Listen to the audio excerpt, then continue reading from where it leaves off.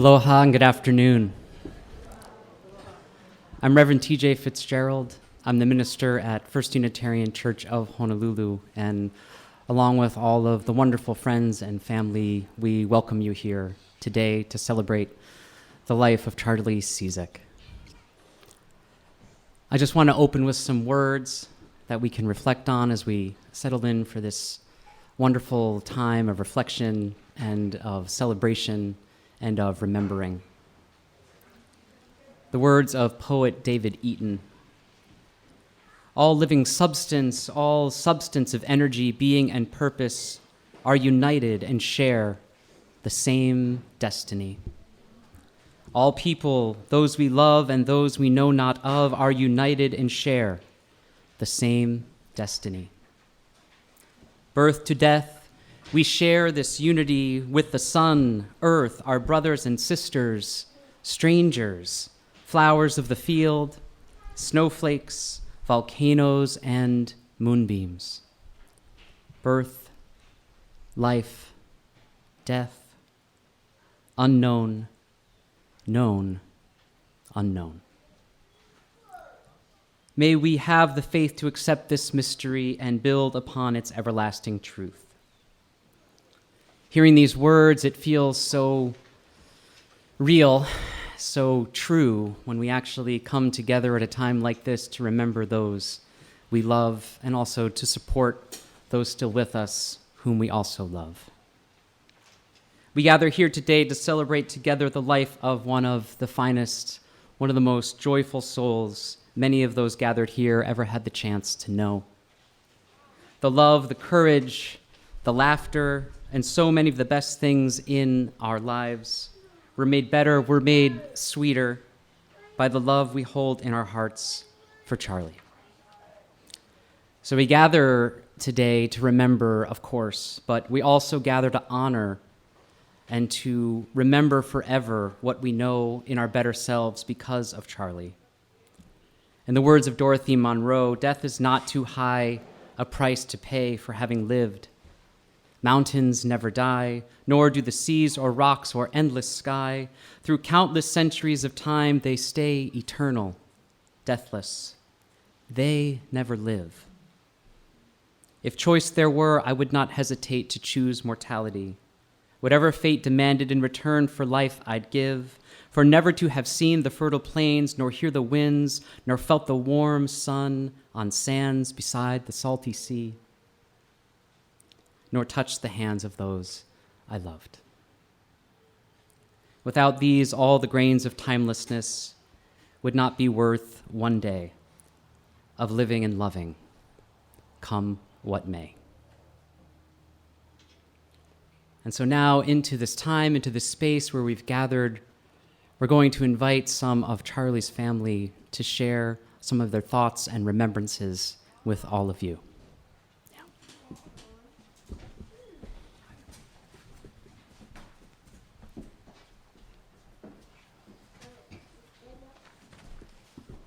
Thank you, everyone, for coming. For those of you who don't know me, I'm Galen, Charlie's oldest son. And I'm Quentin, Charlie's nephew. Galen and I are going to be reading Charlie's eulogy. Charles Arthur Ciszek was born March 16th, 1950, in Bellingham, Washington. He was the firstborn child of Annis Buckner Ciszek and Ray Charles Arthur Ciszek. Ray and Annis were instructors at Western Washington State Teachers College, now known as Western Washington University. In 1950s custom, Dad was followed into this world at 2-year intervals by his siblings Joel, Curtis, and Jenna. He attended an elementary school that was part of the university's primary school teaching curriculum. The friends he made in those early years made a deep and lasting impression. Witness his attendance in 2018 of his 50th elementary school class reunion. When he was 11, his parents divorced, and Dad moved with his mother and his siblings to Atherton, California, where they lived for 4 years. The stability of Charlie's early educational years was over. He finished his last years of elementary school in California, moved to intermediate, and eventually went to board at the Catalina School for Boys. He struggled in school, in part due to dyslexia, which was poorly understood or addressed at the time. When Charlie's mother met and married Steve Chadwick of Seattle, the family moved there, and Charlie attended Garfield High School. One of the other neighborhood kids was a girl named Ginny Thiem, who was the first Mrs. Charles Ciszek. Ginny's father became president of the University of Colorado, and Ginny and Charlie would drive back and forth between Seattle and Boulder to visit her family. Charlie studied photography at the Banff School of Design in Alberta for 2 years and earned an associate's degree there. He then moved to Vashon Island in Puget Sound, and with 2 other young men, started Vashon Boat Works, which manufactured small sailing and rowing dinghies. Charlie and Ginny divorced, and he later married Laura Scrimger.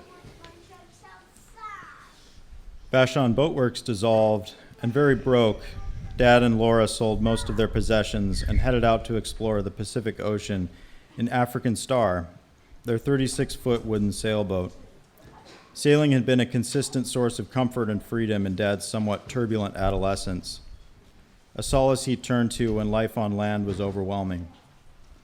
The sailing passion was something shared by all 4 Ciszek children. He sometimes sailed in tandem with his brother Curtis and his wife Letty, who were also exploring the Pacific. Dad and Laura sailed to Palmyra Atoll, Fanning Island, Samoa, Fiji, and New Zealand. They spent about 6 months in New Zealand before working their way back to Honolulu. In town, he worked on other people's boats. One of these fellow sailors was an airline pilot, and with their encouragement, lots of training and study hours, Dad earned a spot as a first officer at Island Air. Around the same time, he began working as a shipwright on the Falls of Clyde, a 4-masted full-rig ship serving as a floating museum in Honolulu Harbour. He worked on replacing decks, houses, and a skylight aboard the ship and constructed displays within the museum, including a double-hulled Koa display case in the shape of a canoe. It was there that he met Alison, the last of the Mrs. Ciszeks. Alison and Charlie were married in 1992. It was about this time that Charlie transitioned to the left seat of the cockpit and became Captain Ciszek. Not long after this, his first son Galen was born. Charlie became active in the pilots' union and eventually represented Island Air at national meetings. The family would combine trips to Washington, D.C. for union conventions and visit with Charlie's father, Ray, and his family at their Virginia home. Dad continued to work at both the airline and the Falls of Clyde until 1998, when he and the museum ship parted ways. That was also the year that my brother Corbin was born. In 2000, he and my mom bought our house, and he began the never quite finished task of transforming it into the warm, welcoming, functional home it is now. Dad had a fearless trial and error approach to paint colors. The stripes of green, purple, and apricot that marked the house's entryway were all colors of bedroom walls at one time or another. He plastered, laid flooring, built walls, installed cabinetry, clad the walls with stone tile, and erected a custom-designed pergola over the back patio.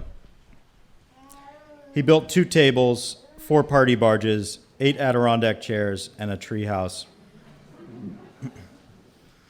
In 2005, sailing re-entered his life when he joined the Kokokahi Sailing Club and bought a Prindle 18 catamaran. From April through mid-November, when he deemed it warm enough, he sailed on weekends in the company of the new comrades he found at Kokokahi. Taking visitors out on the Cat, meeting up with friends for a beer out at the sandbar, and sailing over to Kaneohe Bay for a weekend camping trip became some of Dad's favorite weekend pastimes. In these years, Corbin and I were learning to sail at the Kaneohe Yacht Club. Dad loved that he was able to share his love of sailing with us. Besides building and renovating, Charlie loved to tend to the plants and landscape of his Kailua home. Weekend yard work was a common family activity. Per Charlie's vision, the family would be planting something new, radically trimming back some tree, or once rented a bobcat and spread a new layer of soil across the entire yard. When he reached the mandatory retirement age of 65, Charlie ended an impressive 27-year career as an airline pilot.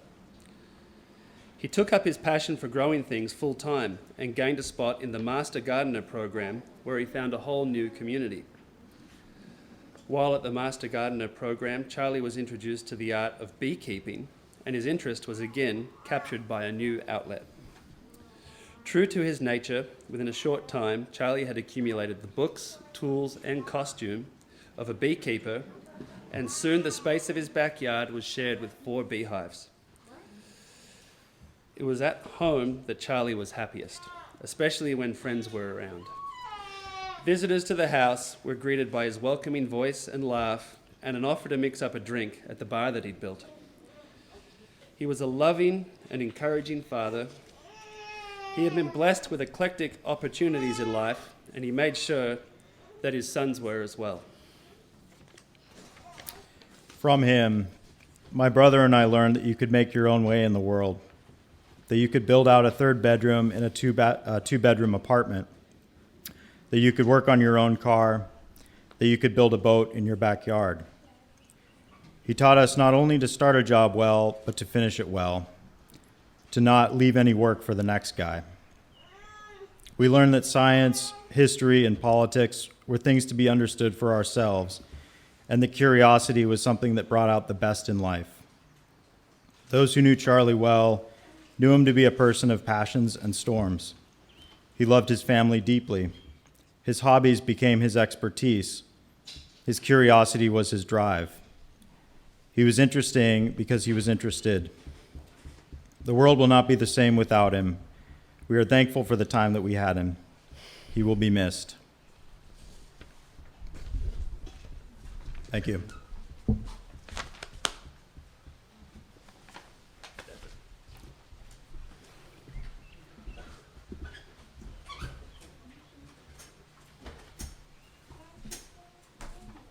Good afternoon.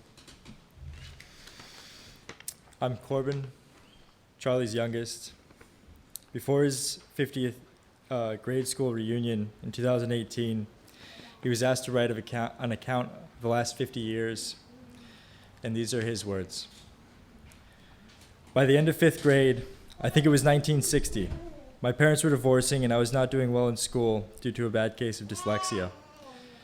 My mother bundled us 4 kids into the station wagon and lit out for California, the Bay Area south of San Francisco. There, I repeated 5th grade, did a bit better in 6th and 7th. In 8th grade, I went to a boys' school on Catalina Island, which I attended until 10th when I was kicked out for drinking. By then, my mom had divorced again and moved us back to Seattle, where I finished high school and some college. I then spent a couple of years in Banff, taking visual arts communications at the School of Fine Arts. I love Canada. Great people, great skiing. I returned to Seattle area in '72 to work in photography and listen intently to the Nixon impeachment hearings.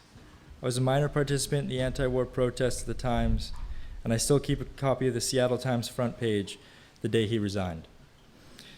I soon moved to Vashon Island, a ferry ride from South Seattle, to get a bit of land and be part of the countercultural artist community there. Then, on New Year's Eve 1975, I had a chance encounter on Front Street, Lahaina, Maui, that changed the direction of my life. Out of the jostling crowd came a familiar face, a guy I knew from home. We found a pub, and over a couple of beers, he told me of a boat he was living on in the Lahaina harbor. It was a 32-foot sloop that the owner was trying to sell, and it was going for cheap. A month later, my brother Bucky and I were the naive owners of a boat we thought we could sell for much more in Seattle. We just needed to get it back there. That we did.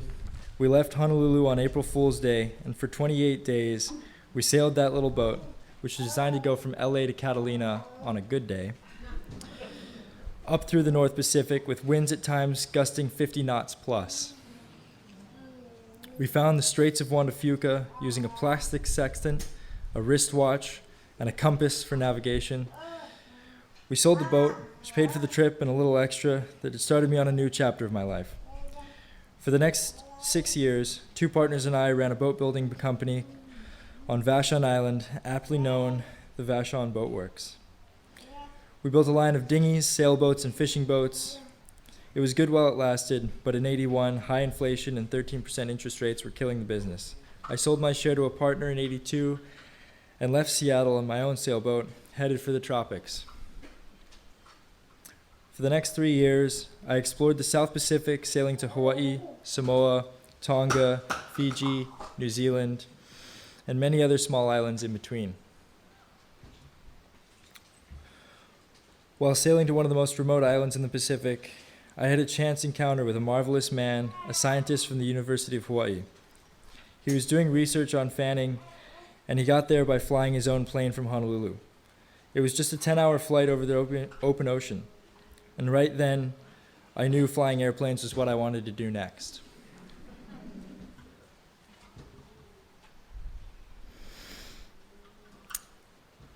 I started flight school in '85, and I helped pay for it by doing work on boats around the harbors in Honolulu. By chance, one of the boat owners I worked for was the chief pilot at a local airline. We became friends, and when I completed all my ratings, he helped me get hired. That was 1988, and I had barely 240 hours of flight time. The pay was terrible. I had to work 2 jobs to keep alive, working 7 days a week, but I loved it. I flew the twin-turbo de Havilland Twin Otter as a co-pilot on the company's midnight flights between Honolulu and Maui, working from 10 p.m. until 3 a.m. I would grab a few critical hours of sleep and then go to my other job as head shipwright rebuilding the Falls of Clyde, a 300-foot, 4-masted sailing ship in Honolulu Harbor. And so it went. The years went by. I married, again, this time fathering 2 wonderful children, my only sons. I made captain, and the company bought bigger planes, then bigger still. I had a long run as our union leader and negotiated several pilot contracts. Flew the Dash 8 Q400 and ATR 72, but the best flying was those early days in the Twin Otter. The days before 9/11, the days when we could go our own routes, the altitudes we chose. Often sightseeing the Hawaiian Islands, low along the coasts, over the volcanoes, and down into the valleys. The passengers loved it too. I flew celebrities and politicians and rock stars, but mostly regular local families just wanting to visit their relatives on other islands. I reached the mandatory retirement age at 65 in 2015 with 15,000 flight hours. Now I volunteer with the Oahu Master Gardener Program through the University of Hawaii Cooperative Extension Service. I also build the occasional boat for people and do other woodworking projects, and perhaps another chapter is ahead, but who knows? Thank you.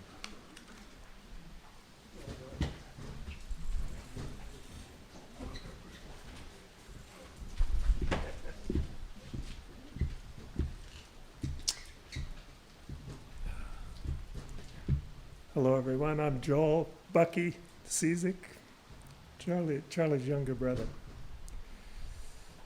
Charlie, Char, Chard, Bard, CH, as my father used to call him, Chuck E. Cheese, and many other pet names.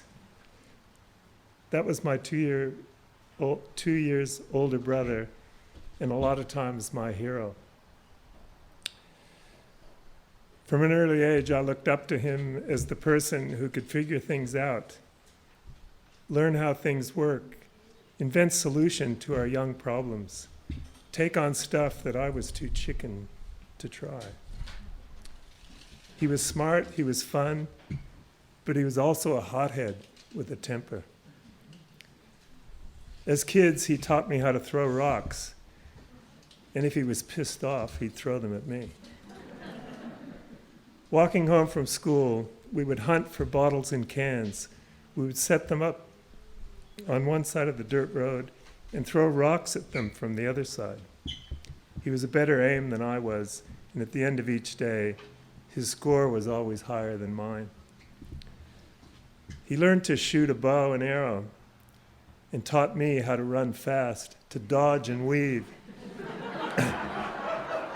as I was often the target. He showed me how to light a fire. Unfortunately, it was close up against the local elementary school, and we got busted by a passerby. He showed me how to skip rocks, how to row a boat, how to start an outboard motor, how to sail a boat, water ski, and ride a bike. He was interested to know how all these things were done. In the early 60s, our parents divorced and we moved to California. We didn't know any other kids at first, so we became good mates and hung out a lot together. We used to skateboard around the neighborhoods on weekends. challenging ourselves to perform new tricks at a local skate park. One hill in a new subdivision we used to try to drop proved too steep, and we couldn't make it to the bottom without jumping off at high speed or falling off. Charlie thought about it for a while and invented air brakes made out of rectangular pieces of cardboard strapped to your arms. They worked a treat and allowed us to conquer that hill.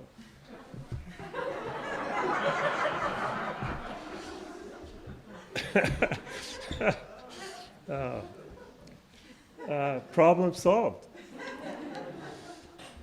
Charlie loved to build stuff when he was young and carried that interest with him throughout his life. He built a human kite out of wood and plastic sheet. I was strapped to it. and he pulled on the rope.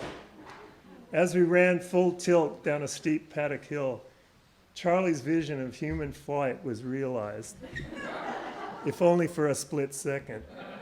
As I leaped into the air, then his dreams quickly turned south into a pile of broken timber, twisted nails, and shredded polyethylene. We built go-karts, forts, tree houses, and bunkers. Charlie went away to boarding school about this time, and I missed having him around. I was always keen to learn about his adventures when he came home. After 4 years in California and a second divorce, we moved to Seattle. Another marriage, another school, a new stepfather, Steve. But Steve was an avid sailor, and Charlie and I joined the junior sailing program at our local yacht club. We learned to really sail and raced against each other and with each other. Charlie was really competitive and honed his skill winning lots of races. I loved crewing for him, watching his mind ticking over in the heat of competition.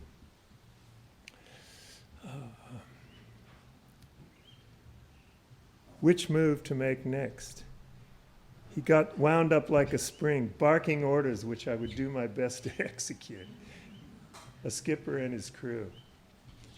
Charlie moved out of our house and into a place of his own in his late teens.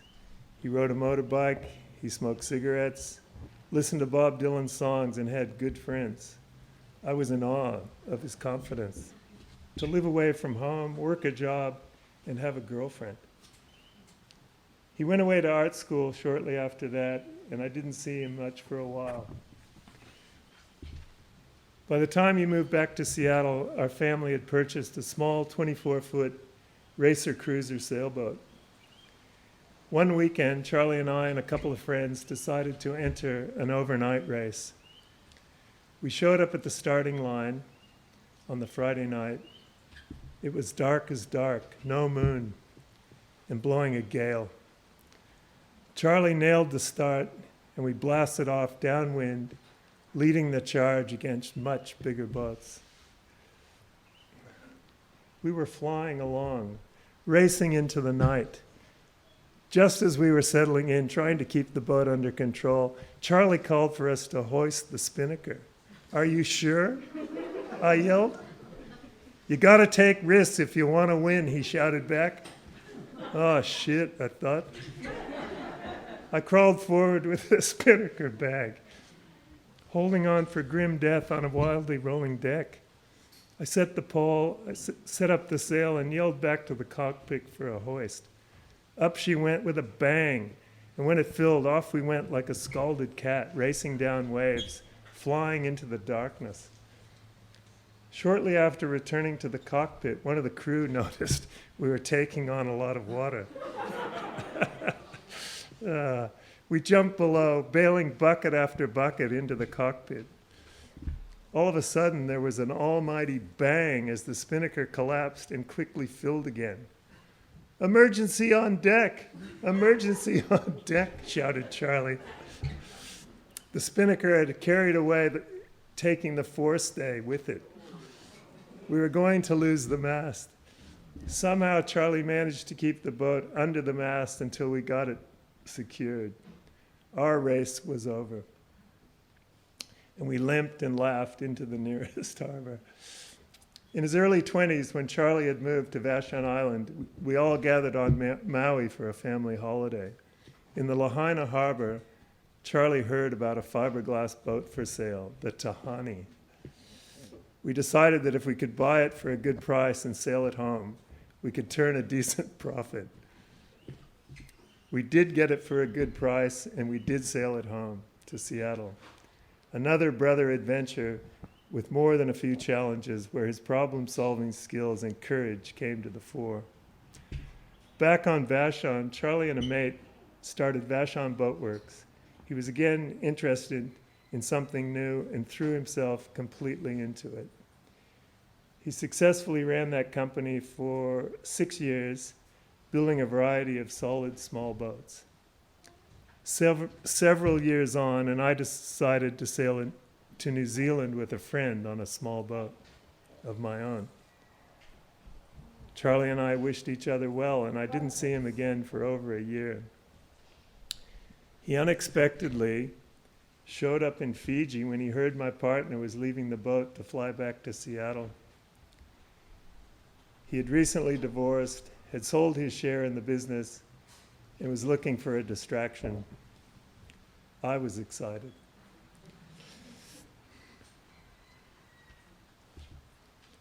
We sailed to New Zealand together and spent a month reconnecting, having a great adventure. It would be several years more until I returned to Seattle with my future Australian wife. We were married with Charlie attending and soon headed for a life in Australia. Over the following years, I kept in touch and visited Charlie and his second wife, Laura, in Hawaii and in Fiji on their boat, the African Star, affectionately known as the Frickin' Star. He was always welcoming and stoked to see us. Following his return to Honolulu, we visited and found Charlie fully involved, rebuilding the decks of the massive tall ship Falls of Clyde. I was blown away by his talent, his skill, his confidence, and attention to detail.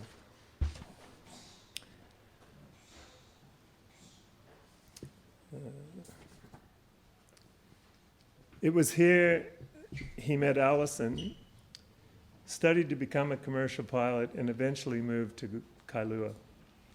Once again, becoming interested in something new, showing his dedication to his profession and to his family. Now, I'm going to leave it there because although we kept in touch, our lives were in different hemispheres.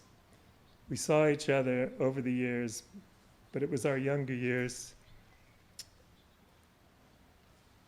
that we knew each other the best. Charlie and Allison visited us in Australia with the boys. They came for a holiday in New Zealand, Australia, and finally in Tasmania pre-COVID. Charlie and Corbin sailed with me down the east coast of Australia. Allison and Charlie sailed with us around southern Tasmania. He was fantastic on the boat, full of fun and interesting to be around. I loved him as a brother. I miss him as a mate.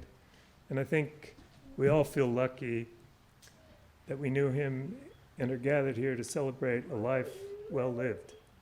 Let us learn to live with and cherish the memories and the love he left behind. Thank you.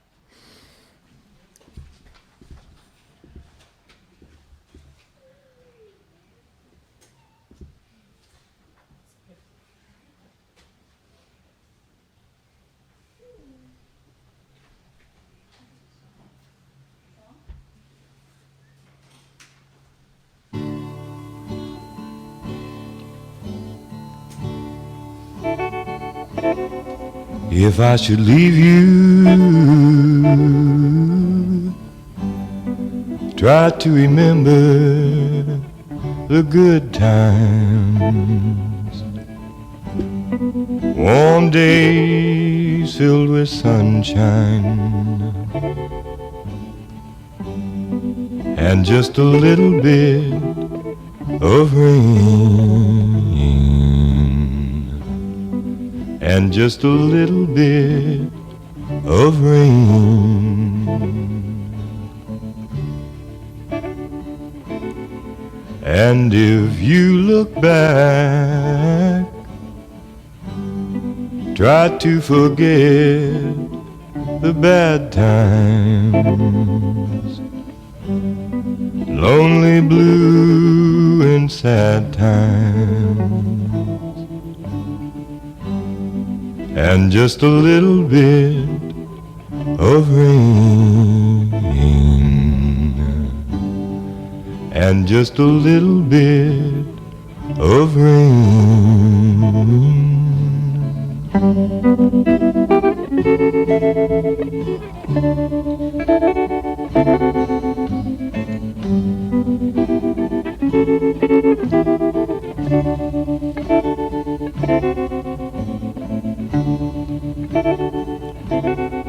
And if I look back, I will remember all the good times,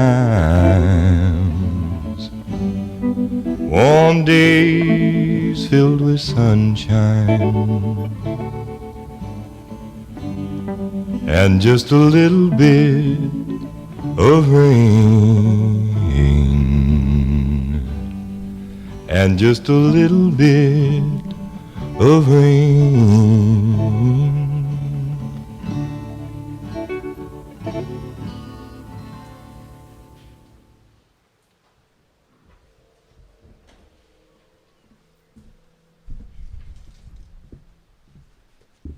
Good afternoon. I think I am a common denominator here, and you all know me. But for formality's sake, I am Allison Rowland-Ciszek, the fortunate last wife of Charlie Ciszek, and the extremely fortunate mother of Galen and Corbin. I'm going to be reading an abridged excerpt from The Little Prince by Antoine de Saint-Exupéry, another splendid adventurer and pilot, and a writer that Charlie admired. Can you guys hear me? Okay. It was then that the fox appeared. "Good morning," said the fox. "Come and play with me," proposed the prince. "I am so unhappy." "I cannot play with you," the fox said. "I am not tamed." "Ah, please excuse me," said the little prince. "What does that mean, tame?" "It is an act too often neglected," said the fox. "It means to establish ties. To me, you are still nothing more than a little boy who is just like 100,000 other little boys, and I have no need of you. And you, on your part, have no need of me. To you, I am nothing more than a fox like 100,000 other foxes. But if you tame me, then we shall need each other.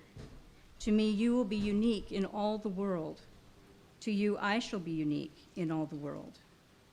My life is very monotonous," said the fox. "I hunt chickens, men hunt me, all the chickens are just alike, and all the men are just alike. And in consequence, I am a little bored. But if you tame me, it will be as if the sun came to shine on my life. I will know a step that will be different from all the others. Other steps send me hurrying back underneath the ground. Yours will call me like music out of my burrow. And then look, you see the grain fields down yonder? I do not eat bread. Wheat is of no use to me. The wheat fields have nothing to say to me. And that is sad. But you have hair that is the color of gold. Think of how wonderful that will be when you have tamed me. The grain, which is also golden, will bring me back the thought of you, and I shall love to listen to the wind in the wheat. Please, tame me." So the little prince tamed the fox. And when the hour of his departure drew near, "Ah," said the fox, "I shall cry."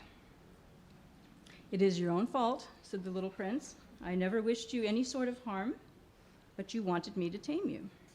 "Yes, that is so," said the fox. "But now you are going to cry," said the little prince. "Yes, that is so," said the fox. "Then it has done you no good at all." "It has done me good," said the fox. because of the color of the wheat.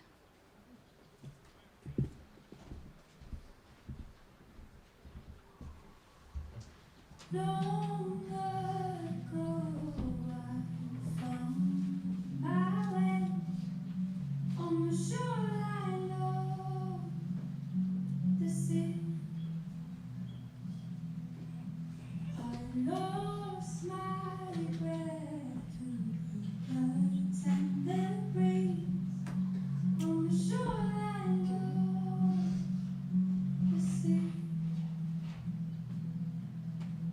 And all the little things, the smallest things, the little things remind me of you. And all the little things, the smallest things, the little things remind me of you. Now your memory will live on, a little floating one in the sea.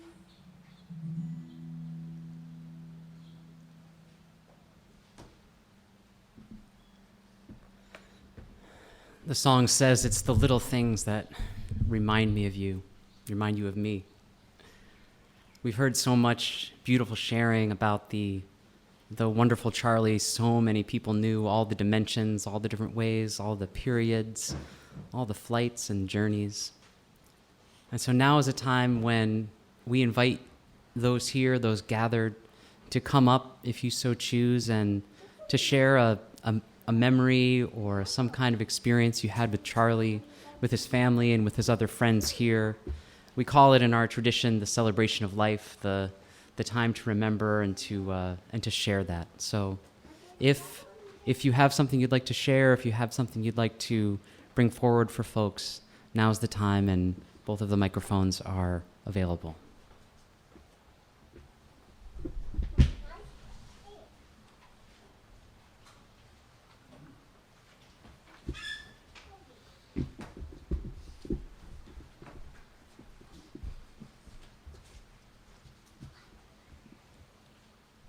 When I was invited to say a few words today, I didn't know what to say. And I thought about it for quite a while, and I said, well, I'll just list Charlie's talents. But I see that the program has beaten me to it. But I looked further, and I did not see that Charlie was a beekeeper. But the little daffodil package tells me that he was a beekeeper. So the only thing left to say is that Charlie was a Renaissance man. Thank you.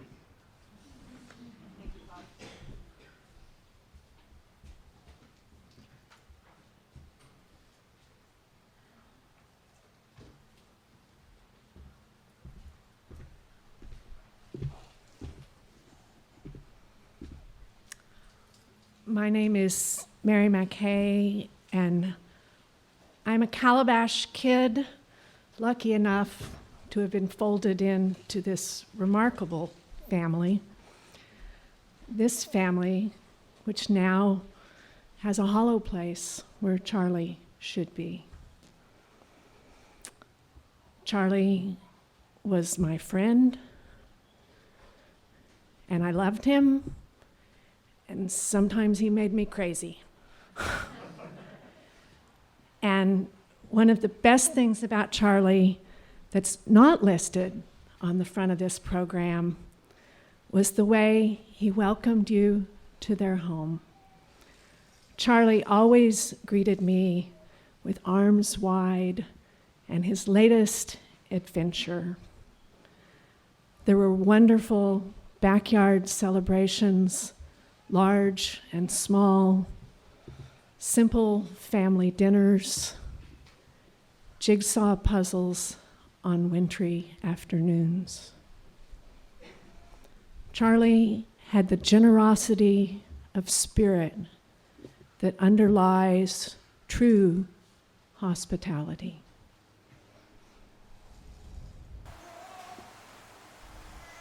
He was a good man. He was my friend, and I will miss him always.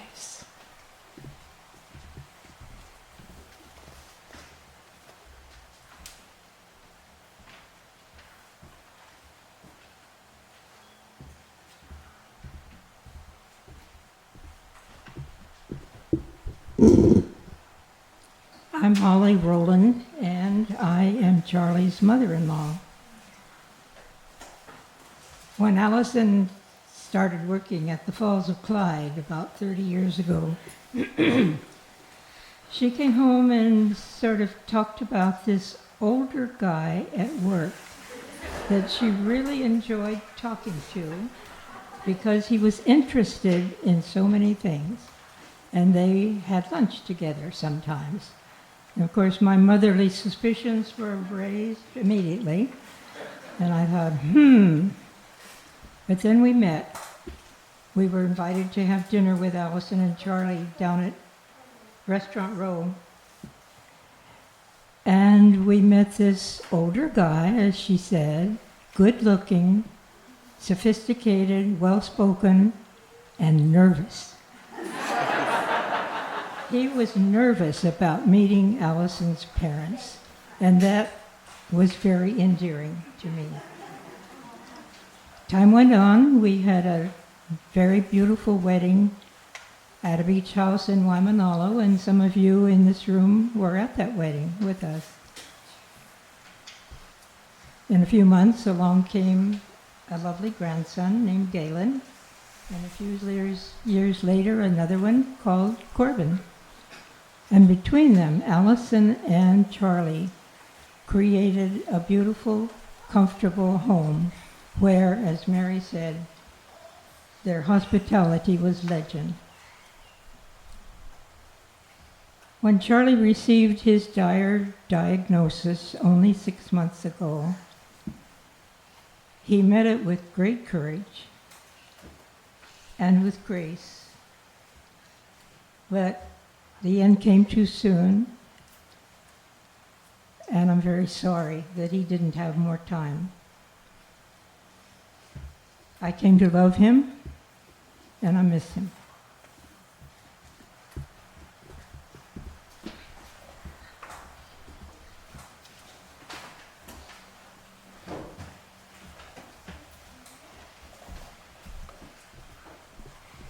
So I just want to say at the beginning, thank you so much to the family and your comments. It just was wonderful, and I really, really appreciated hearing all the stories. And they were just so, as Charlie was, entertaining and fun to listen to. I'm very fortunate to have known Charlie as a friend and as a father. Our sons grew up together. And as a fellow sailor, and it's just so nice to be here, watch these boats come in. I know Charlie is here as well, and he's really enjoying it. But the story that I want to share is about his heart as a friend. And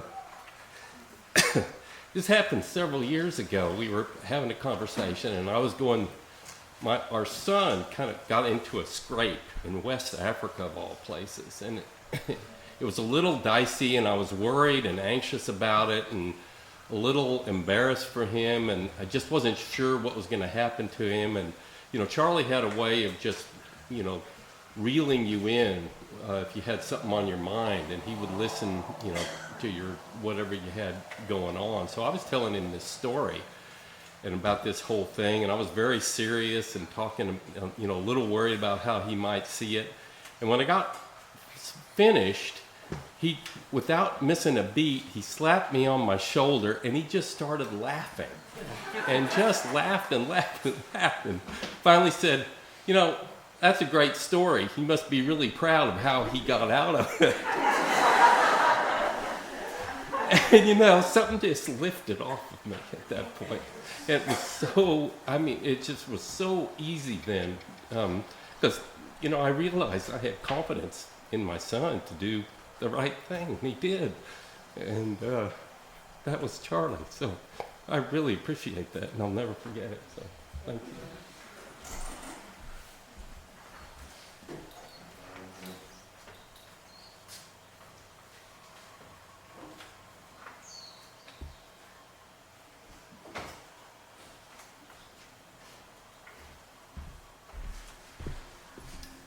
Aloha, I'm Scott, Allison's brother.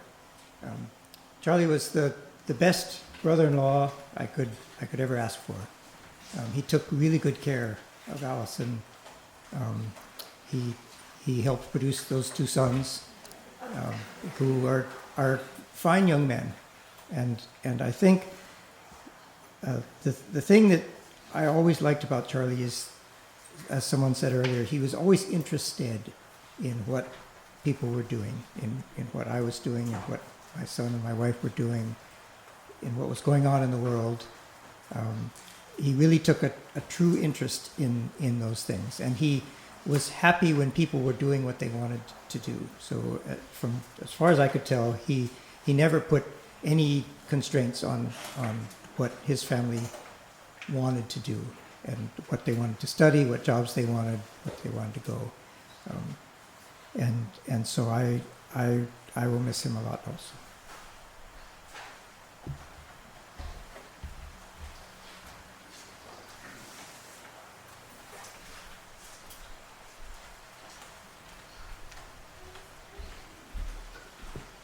My name's Nathan, a family friend. What I don't see on this list is mentor. When I was 17 and was thinking about if I wanted to sail professionally, my dad he was afraid of the water, so probably not a good person to ask, so I asked Charlie, and sat me down and handed 17-year-old me a beer and was like, all right, let's talk about this for a while. And off I went, and then a year ago when came home and said, well, kind of tired of driving boats, Charlie. Is it fun flying airplanes? Talk me out of flying airplanes. And he kind of said, well, no, I'm not going to talk you out of it. I'm going to tell you how fun it is. And, well, here we are, quitting driving boats. So we've known this family for years and years. They've always been so warm, so kind, so welcoming. So I just wanted to say thank you to Charlie and to Corbin and to Galen for sharing your dad all through the years.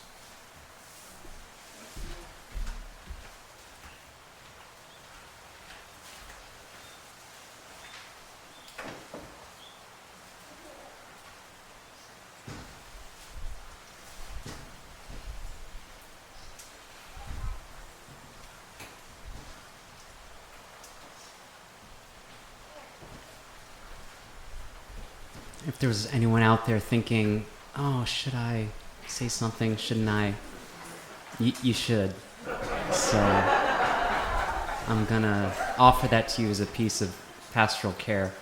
I don't want anyone leaving here, even if it's a sentence or a thank you. I just want to open the space for that now, okay?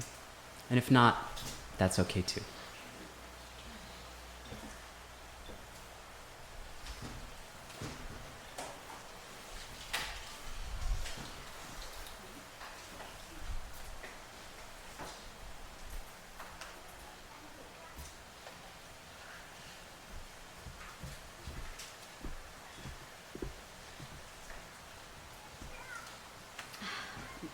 I knew Charlie.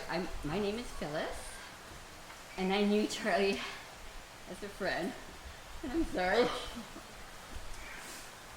I was so lucky to be able to know him and meet him. And I met him through the Master Gardener class. I was supposed to be a mentor to his class, and instead I felt like he taught me a lot more than I ever gave to him. And I was really lucky and fortunate that he wanted to be friends with me. I don't know why, but he just was so generous, and we talked about everything: politics, baking, his kids, sailing, all kinds of stuff. And I was fortunate enough to be able to spend some time with him during the last part of his life. We talked about medical things, and you know, we had some interesting conversations, and some people have heard this story, but I just wanted to share it. Was that one day I said, you know, so Charlie, after you knew his diagnosis, and I said, so is there anything, you know, like on your bucket list that you want to do? And he said, well, you know, I've had a great life. I have 2 beautiful sons that I love, beautiful wife, beautiful house. I've had a great life, a really full life. And I said, wow, Charlie, that is so fantastic. Because I had all these things on my bucket list that I haven't done. And anyway, Allison, thank you so much for letting me be part of his life. Thank you for and Corbin.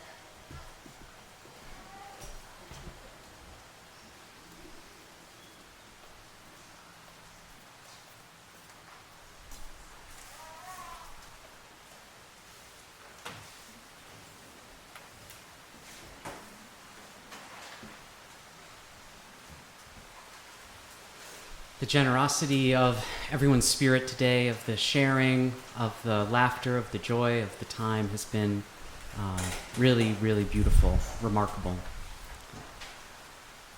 To just say a few words, one of the beautiful things I heard today is one of the most precious things any of us ever has, which are our interests and our attention. There really is nothing more of a blessing, nothing more sacred, nothing more beautiful than giving someone your interest, your attention. It goes by another word, love. But those are the ways that Charlie shared so much of himself with you and received so much from all of you in his life. Molly mentioned the wedding in Waimanalo, and at that wedding, a prayer, a blessing was read. And I was asked to read that blessing again today, at this turn, at this change in the time of these lives. And so I read this to you now. Look to this day, for it is life, the very life of life. In its brief course lie all the realities and truths of existence. The joy of growth, the splendor of action, the glory of power. For yesterday is but a memory, and tomorrow is only a vision. But today, well lived, makes every yesterday a memory of happiness, and every tomorrow a vision of hope. Look well, therefore, to this day. And now we'll reflect on a special song.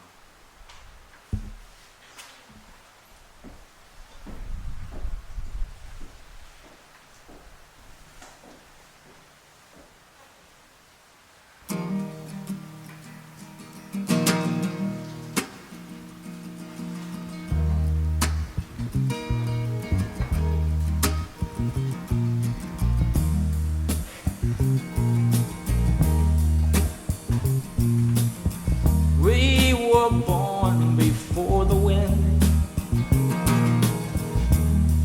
also younger than the sun. Yeah, the bonnie boat was one as we sail into the mystic.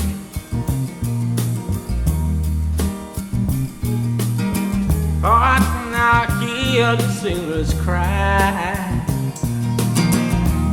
smell the sea and feel the sky.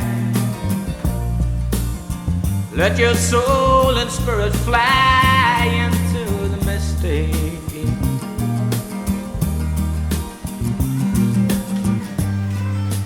And where that foghorn blows, I will be coming home.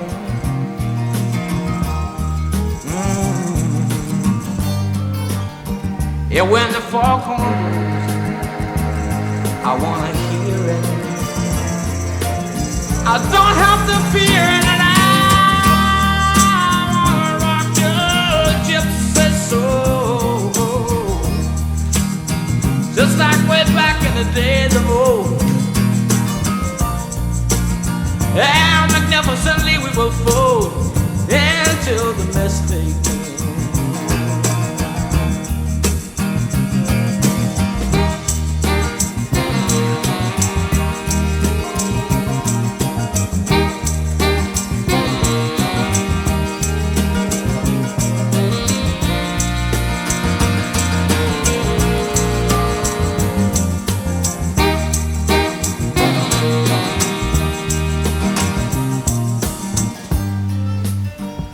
When that foghorn blows, you know I will be coming home. And when that foghorn whistle blows, I gotta hear it. I don't have to fear it, and I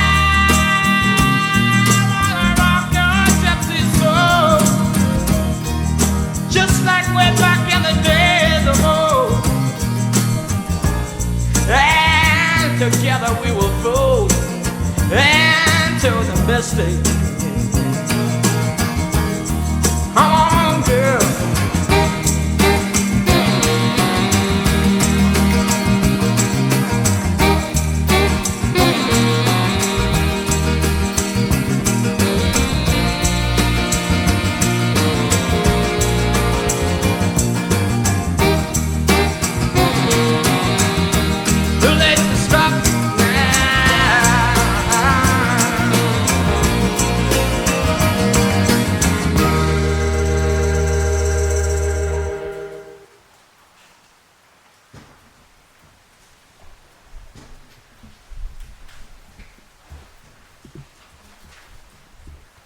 So the first person I want to thank is Charlie, because I got to go along for the ride for the last 30 years of this wonderful, adventuresome life.